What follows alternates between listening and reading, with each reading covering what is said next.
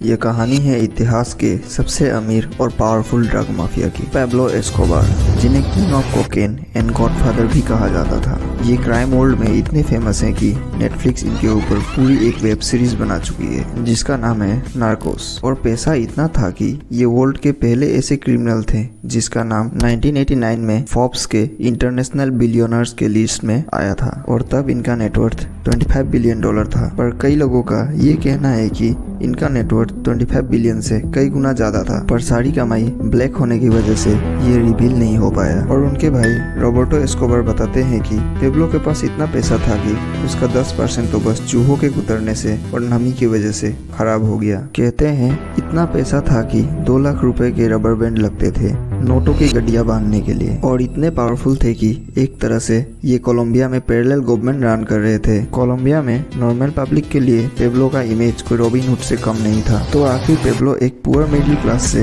Multi millionaire criminal कैसे बना और क्या है इसके पीछे की पूरी कहानी, आइए जानते हैं। पेब्लो एस्कोबार का जन्म 5 दिसंबर 1949 के दिन कोलंबिया के एक गांव में हुआ। पेब्लो एस्कोबार एक पुअर मिडिल क्लास फैमिली से बिलोंग करते थे। उनके पिता एक फार्मर थे और माँ एक स्कूल टीचर थी। पेब्लो के टोटल 7 भाई बहन थे। फैमिली काफी बड़ी थी जिसकी वजह से पैसों की भी काफी तंगी रहती थी, और शायद इसी वजह से पेब्लो ने पैसे कमाने के लिए अपने टीनेज में ही गलत काम करना शुरू कर दिया, जैसे छोटी मोटी चोरियां करना, इलीगल तरीके से सिगरेट बेचना और कार चुराना। पर इन सब से उतना पैसा नहीं बन पा रहा था जिसका पेब्लो ने सपना देखा था, जो उसे चाहिए था। और अब इसे पूरा करने के लिए वो एक व्यक्ति को किडनैप भी कर लेता है जिसकी फिरौती में वो $1 लाख लेता है। पर ये अमाउंट भी उसके लिए काफी नहीं था, और इससे ज्यादा पैसे कमाने के लिए वो मेडलिन के ड्रग माफिया को ज्वाइन कर लेता है और ड्रग डिलीवरी का काम शुरू कर देता है। और इस काम से उसे काफी अच्छे पैसे मिलने लगे थे, और अब ये 22 साल की उम्र में ही एक मिलियनर बन चुका था। पर एक दिन अचानक कुछ ऐसा हुआ जिसके कारण उसकी पूरी लाइफ चेंज हो गई। दरअसल हुआ ये कि हर नॉर्मल दिन के जैसे उसे कोकेन सप्लाई करने का काम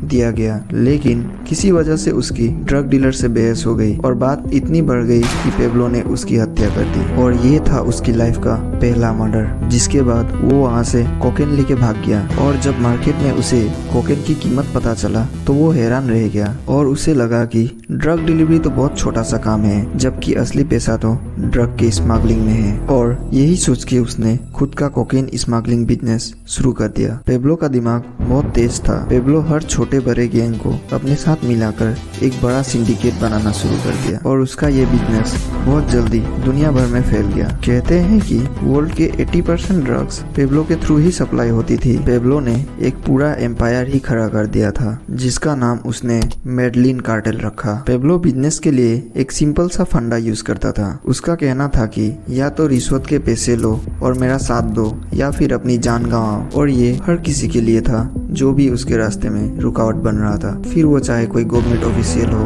या कोई बिजनेसमैन। पेब्लो ने किसी को नहीं छोड़ा। कहा जाता है कि पेब्लो ने अपनी लाइफ में 4000 से ज्यादा गवर्नमेंट ऑफिशियल्स का मर्डर किया था, जिसमें 200 जज और 1000 से ज्यादा पुलिस ऑफिसर्स भी शामिल थे। पेब्लो का बिजनेस कुछ इस कदर फैल गया था कि बस डिलीवरी करने के लिए उसे कई प्राइवेट प्लेन्स और 2 सबमरीन्स खरीदने पड़े। कहते हैं कि जब पेब्लो का बिजनेस पीक पर था तब $70 मिलियन उसकी एक दिन की कमाई थी। पेब्लो ड्रग्स स्मगलिंग करने के लिए ऐसे चीजों का इस्तेमाल करता था जो उस समय काफी यूनिक थी, जैसे ड्रग्स मछलियों के पेट में भर देना या प्लेन के टायर में, जहां कोई सोच भी ना सके। पेब्लो के सक्सेस के पीछे एक बात ये भी था कि उसके पास लोकल लोगों का पूरा सपोर्ट था, क्योंकि पेब्लो उन गरीब लोगों का काफी मदद करता था, फिर वो चाहे उनके घर बनाने का हो या फिर स्कूल्स या फिर मेडिकल फैसिलिटीज प्रोवाइड करना। पेब्लो उन लोकल्स के लिए वहाँ का रॉबिन हुड था। पेब्लो को ये पता था कि उसने जो क्राइम किया है उसे माफ नहीं किया जाएगा और गवर्नमेंट उसके खिलाफ एक्शन जरूर लेगी, और इसीलिए वो इन सब से बचने के लिए अपनी प्लानिंग पहले ही शुरू कर चुका था। एक बार पेब्लो ने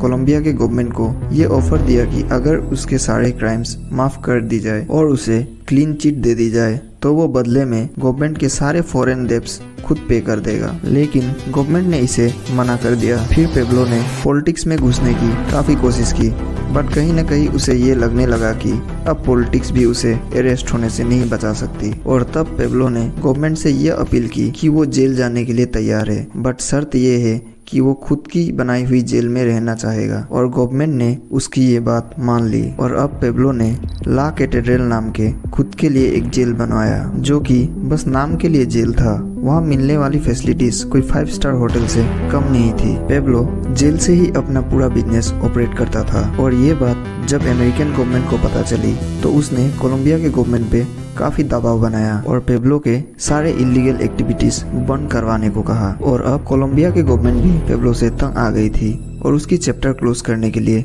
प्लानिंग शुरू कर दिया और अमेरिका के साथ मिलके एक सर्च ब्लॉक नाम के स्पेशल टीम तैयार किया। पर इसकी खबर पेब्लो को पहले ही मिल चुकी थी और पेब्लो अपने साथियों के साथ जेल छोड़ के फरार हो गया और यहाँ से गवर्नमेंट और पेब्लो के बीच चूहे बिल्ली का खेल चलता रहा और आखिर में 16 महीने बाद सर्च ब्लॉक टीम ने 2 दिसंबर 1993 के शूट आउट में उसे मार गिराया और तब उसकी उम्र सिर्फ 44 ईयर्स ही थी। इसके बाद आज तक बहुत आए और गए पर पेब्लो एस्कोबार जैसा कोई नहीं बन पाया।